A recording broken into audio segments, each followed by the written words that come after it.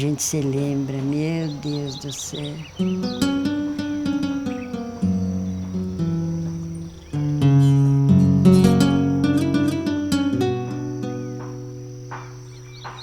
Dezoito anos morei na estação aí. Esperava o trem vir, nós ia lá fora, ver o trem chegar, passar, né? Criançada, né?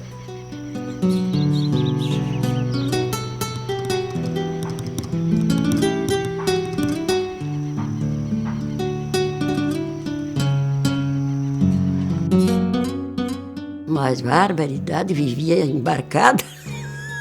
E eu conheço Brasília inteiro, Rio Grande inteiro, que o pai andava sempre viajando. Ele era agente substituto de primeira classe.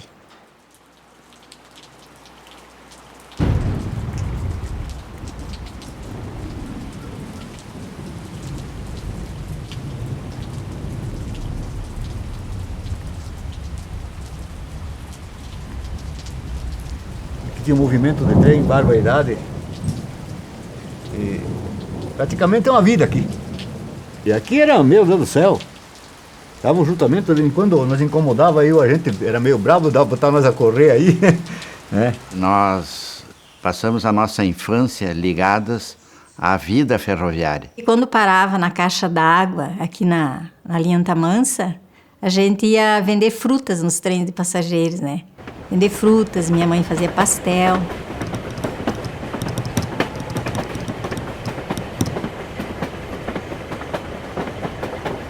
Eu comecei como trabalhador de linha, quer dizer que trabalhava na linha, né? Mudava os dormentos, mudava trilho. Fazer limpeza de bueiro, limpeza de valeta, roçada. Quando dava o acidente, aí não tinha hora para trabalhar. Os primeiros anos, os primeiros 10, 15 anos que eu trabalhei, né? Era um serviço muito forçado, viu? Era um serviço, pelo amor de Deus, era um serviço que passava, às vezes, gente que conhecia nós aí, que passava a dizer, mas como é que vocês aguentam esse serviço aí, né? Que era um serviço pesado, nós trabalhava na base da força, né?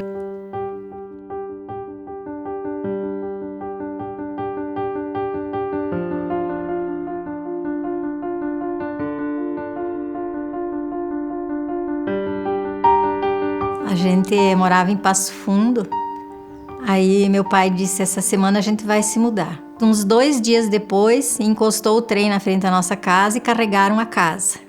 A gente se mudava com casa e tudo, né? Eles botavam a casa inteira em cima dos vagões. E nós, a coisa mais linda, nós não ia botar aquelas casinhas em cima.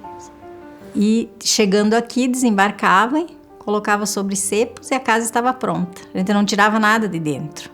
Eu entrei na rede como guarda-freio. Era o escritório e a residência junto, né? Só tinha uma porta que dividia, né? Tinha cruzamentos de trem, às vezes, na madrugada, né? Ele, às vezes, passava 2, 3 noites sem dormir. E eu tinha medo que, às vezes, ele dormisse ou tropeçasse de noite no escuro, né? Caísse. Então, eu ficava ali, muitas noites eu passei atrás da porta do escritório.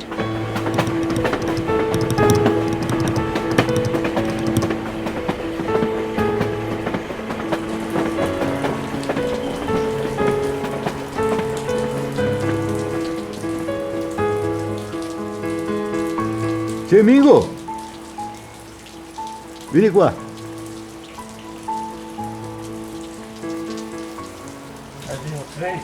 Sim. Boa tarde. Senta aí que o rapaz quer fazer umas perguntas aí. Quando vinha o tempo passageiro, quanta gente juntava aqui na estação? Enchia aqui de gente. Enchia de gente desde lá no fundo até... E o trem do circo que passava aí, tchê. Quando descia o trem do circo, ia o trem do circo, todo mundo corria aqui. Era cheio de bicho em cima da não sei de onde que vinha aquele bicho com aquele pescoço comprido.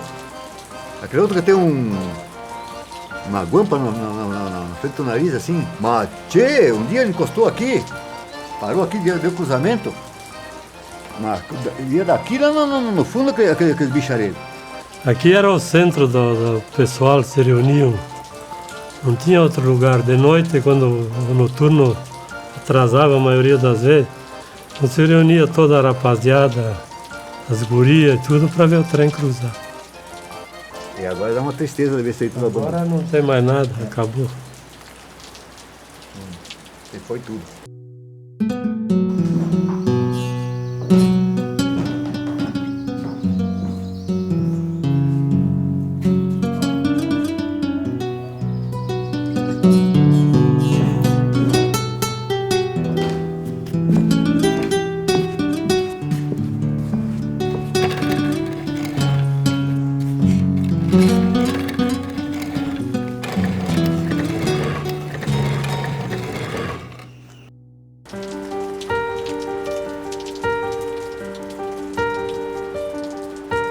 O grande sonho de ligar os estados do Sul a São Paulo e Rio de Janeiro se realizava exatamente aqui em Marcelino Ramos. O sul do Brasil tinha um plano de ferrovias colonizadoras, ferrovias de penetração, de integração, que eram ferrovias construídas para o escoamento de produção. Eram ferrovias no sentido horizontal no mapa. E quando o governo se despertou que precisava ter um ponto, um meio de transporte um pouco mais rápido para ligar a capital do país, Rio de Janeiro, com as suas províncias mais distantes, a necessidade estratégica indicou que a ligação para o sul era prioritária. Você tem aqui o mapa do sul do Brasil, integrado ao Cone Sul, onde você tem aqui Buenos Aires, Montevidéu, Porto Alegre. A estrada de ferro subia a Santa Maria, vinha a Passo Fundo, Marcelino Ramos, cortava o território contestado, Portunhão, Ponta Grossa, tinha um ramal para Curitiba, Paranaguá, e até chegar em São Paulo, de São Paulo ao Rio de Janeiro.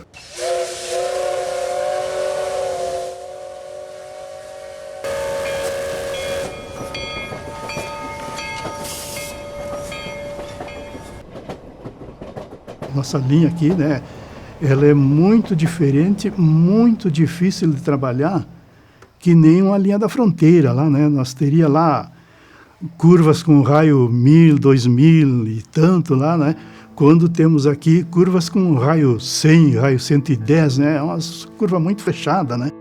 Nós temos que nos transportar para a realidade da engenharia da época e não tentar entender a construção pela engenharia de hoje. O governo subvencionava a empresa construtora com 30 conto de réis por quilômetro. Se o teu quilômetro custasse mais do que isso, tinha que tirar do bolso da empresa. Menos do que isso era lucro para a empresa. Então, fazer viadutos, túneis, isso era inviável. O que o brasileiro fazia bem era aterro e corte. E quanto mais curva, melhor.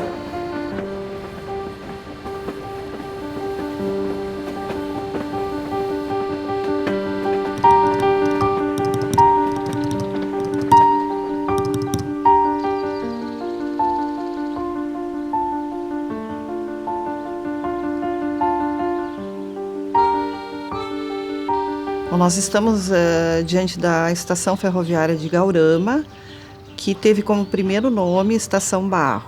A história do nosso município, a história da nossa região tem estreita ligação com a ferrovia, uma vez que foi a partir da chegada dela que começaram a desembarcar nas estações os imigrantes oriundos de diferentes países da Europa e também oriundos das colônias velhas.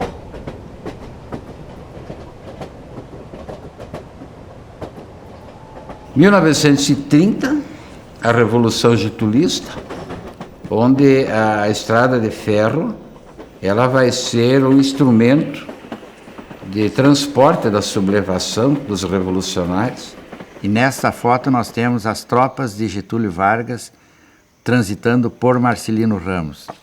Aqui nós vemos Getúlio conversando com João Neves da Fontoura, aqui na estação ferroviária de Marcelino Ramos. O ritual da passagem do Getúlio Vargas era, de fato, uma espécie de um evento festivo, onde o Getúlio Vargas fazia uma parada, fazia um discurso e alguém, uma moça, uma menina da comunidade, entregava flores a ele. Madre Silva, Essa flor que eu dei pro Getúlio. Ele pegou as flores e botou no braço e me abraçou bem, até as flores amassou um pouco. Simpático, bem simpático, baixote e uma capa. Daí ele botou a capa para cima, tinha 2 listas, verde e amarelo. Sabe aquelas capas espanholas? Tu conhece, né? Daí eu saí ali, ficar conversando com o Getúlio, nem tinha assunto mesmo.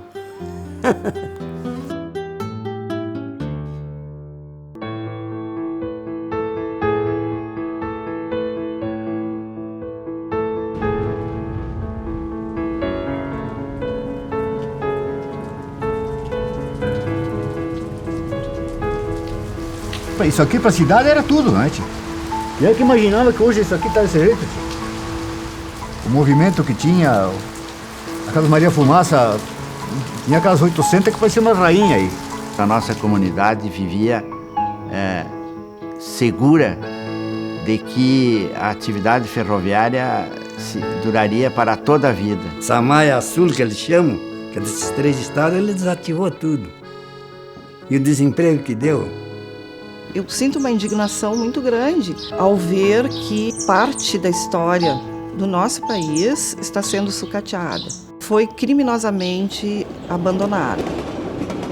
Era um trem misto e aquelas pessoas que trabalhavam no trem assim de cabeça baixa, aquele trem indo, sumindo, ficando pequeno e sumiu nunca mais, né?